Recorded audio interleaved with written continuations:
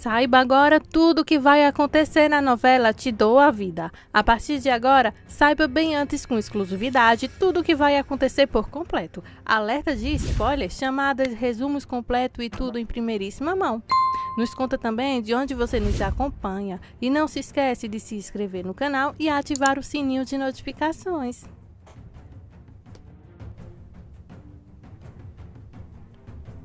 E vamos começar agora mais um capítulo. Nos conta o que você está achando do romance de Helena com Pedro. Bom, voltamos para Helena e Pedro em um café em algum lugar. Ele diz a ela que vai se casar com Gina. Ele pergunta a ela se há uma possibilidade de que ele possa ver Nico novamente em algum momento. Ela conhece então que Nico o ama muito, mas Ernesto não concordaria com isso de jeito nenhum, já que não vão mais se ver. Pedro pergunta se eles podem dar um abraço de despedida. A música tema automaticamente começa a tocar na medida que ambos aproveitam ao máximo aquele abraço. Acho que daí ele tem certeza de que ela sente alguma coisa por ele. Enquanto isso, Irene persegue Ernesto, que está muito irritado com Helena por se encontrar com Pedro em algum lugar. Domingo parabeniza Nelson por vender aquele carro customizado. Há alguma confusão sobre quem encomendou e por que Nelson o vendeu para aquele cara na rua. Nelson tenta dizer a Domingo que sua memória está falha sobre o cara chamado Fafi, comissionando então a customização do carro. Ernesto chega em casa mais cedo do que o esperado. Andréa está cuidando de Nicolas, enquanto Helena não está lá. Enquanto Nicolas está brincando com um novo veículo de brinquedo bastante sofisticado que Ernesto lhe deu, Nicolas fala sobre ver Pedro no salão de automóveis. Acho que Ernesto pergunta se Helena sabia disso antes do tempo. Nicolas diz que não. Ernesto ainda parece bem irritado. Enquanto isso, Helena está parada em um semáforo se perguntando por que Pedro está se casando tanto em sua mente. Bom, porque ela se importa tanto em saber que ele vai se casar. Quando Helena volta para casa, Ernesto a encontra do lado de fora, enquanto Nicolas olha de uma janela e rasga uma nova para ela. Resumindo, pensa que ela está armando tudo para ficar mais perto com Pedro. Não vai se meter com a família e Nicolas se apegará mais ainda ao Pedro. Ela não está acreditando no que ele está falando para ela. A consciência dela está limpa. Ela não mentiu sobre nada e blá blá blá. Além disso, o Pedro vai se casar. Ernesto entende isso como uma admissão de que Pedro e ela têm conversado sobre coisas pessoais. Isso não ajuda no caso dela. Então ele sai em seu carro bufando. Nicolas sabe que algo está acontecendo e astutamente descobre que ver Pedro desencadeou a briga entre mamãe e papai. É sua culpa e ele teme. Helena tenta tranquilizá-lo de que está tudo bem e não é nada a ver com ele. Ele mostra a ela sobre o mais novo carro de brinquedo que acabou de ganhar. Gina fica irritada e com ciúmes ao saber que Pedro viu Helena. Ela então fica nervosa. Ele a tranquiliza de que não existe nada ali. Ela finalmente amolece. Eles estão comprando um terno de casamento para ele. Helena está perguntando ao telefone para Irene como ela denunciou a Ernesto sobre o encontro com Pedro. Irene então implora inocentemente que não sabia mentir. Irene diz, sem sinceridade, que espera que as coisas possam ser consertadas. Irene dá outro sorriso malicioso de satisfação após aquela ligação. Parece que os meninos da garagem estão tentando fazer algum tipo de promoção improvisada ou fazendo vídeo viral. Eles estão gravando um ao outro no telefone falando sobre a garagem. Nelson sai para interromper, mas aprova seus esforços, contando que eles passaram por tudo isso e que ele, primeiro de todos, sabe muito bem como está sendo a luta. Eles falam sobre fazer Samuel trabalhar no vídeo porque ele é bom em computadores e edição. Ernesto recebe um telefonema de Helena que ele não atende. Enquanto isso, Augustinho está contando a Pedro sobre o vídeo em que ele está, então, tentando tornar viral. Eles vão tentar fazer mais. Helena recebe um telefonema de uma das freiras da casa de repouso da mãe de Ernesto. Ela não consegue falar com Ernesto e a mãe está em crise. Helena, então, já estará lá. Ela manda a empregada cuidar de Nicolas e vai embora. Mônica vai à aula de Alfredo e Horácio aparece por surpresa de Alfredo e de Mônica também. Horácio diz que ela não para de falar nas aulas, então ele teve que vir. Ela não parece satisfeita em vê-lo. Helena desce correndo para ver a mãe de Ernesto em grande angústia, perguntando-se onde está o filho dela.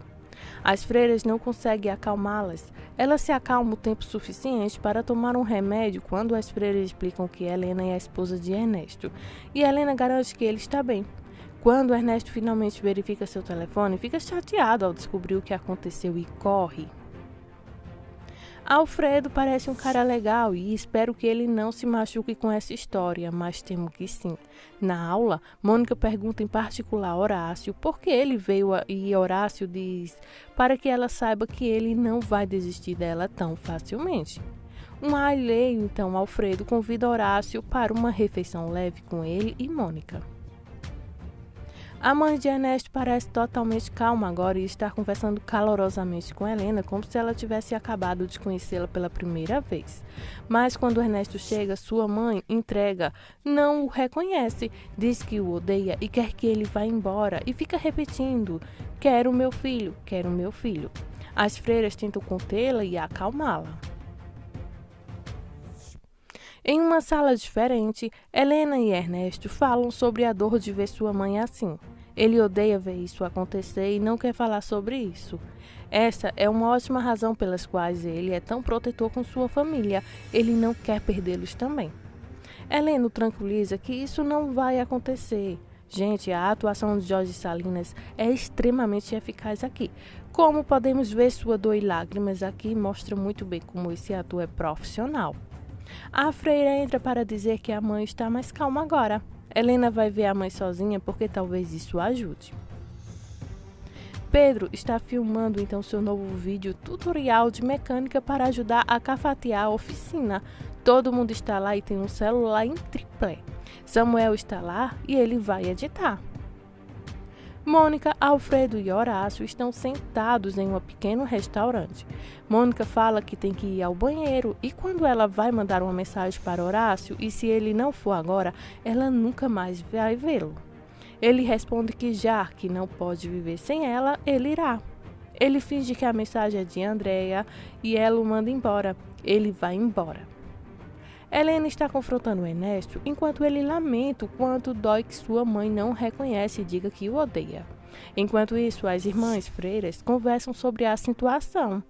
A freira mais nova está se perguntando o que está acontecendo porque a mãe de Ernesto fica bem perto de Helena, mas não parece reconhecer Ernesto como se ele não fosse filho dela. O que há com isso?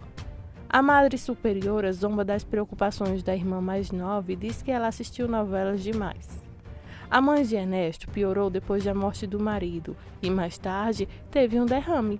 Agora ela precisa de cuidados 24 horas, 15 anos atrás.